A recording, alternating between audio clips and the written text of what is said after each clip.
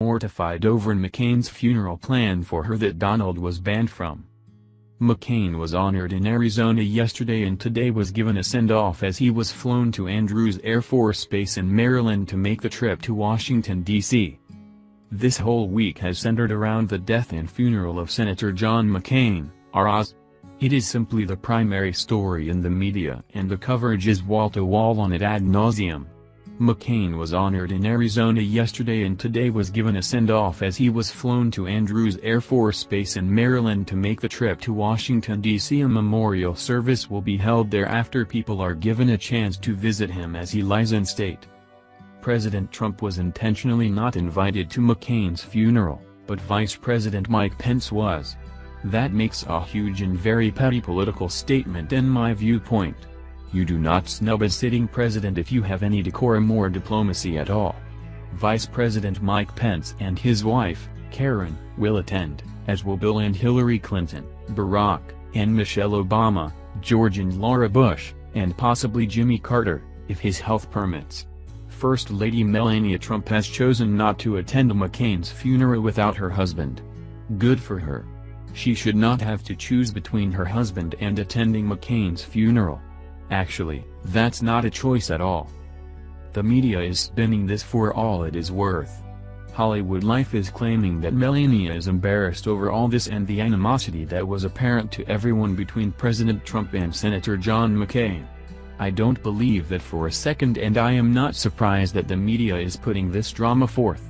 Melania seems mortified for being put in the middle of it and frankly, McCain is screwing with people even after his death once again. It wasn't Trump's decision to skip attending the funeral. He was not invited. That was McCain's doing. From Hollywood Life.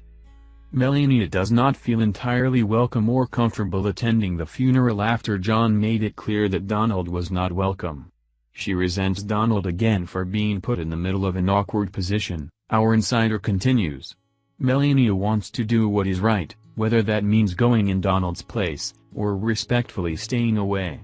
But she feels humiliated that this is an issue and blames her husband again for putting her in another challenging situation.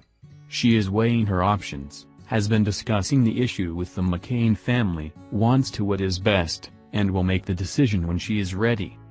So who is this insider? I don't know about you but I am always suspect of unnamed sources from the media these days. This doesn't sound like the First Lady at all and I don't believe this nonsense for a moment. McCain, in a farewell statement, appeared to take a parting shot at Trump and try to get the last word in even after he was gone. We weaken our greatness when we confuse our patriotism with tribal rivalries that have sown resentment and hatred and violence in all the corners of the globe, McCain wrote in his letter. We weaken it when we hide behind walls, rather than tear them down, when we doubt the power of our ideals, rather than trust them to be the great force for change they have always been. If only we remember that and give each other the benefit of the presumption that we all love our country, we will get through these challenging times, McCain wrote. We will come through them stronger than before. We always do. It's true that Melania did go to Barbara Bush's funeral and President Trump did not. But there was not the level of disdain there that there is here and Trump was not specifically disinvited. He stayed away out of respect for the Bush family because they do not care for him and have made that abundantly clear. McCain's funeral is an entirely different matter here. It would be an insult to her husband for Melania to go in my opinion and I respect her for staying put over this. Our thoughts, prayers and deepest sympathy to the McCain family, First Lady Melania Trump, 48. Tweeted after Senator McCain died of brain cancer at the age of 81 last Saturday. Thank you, Senator McCain, for your service to the nation. President Trump also tweeted out his condolences.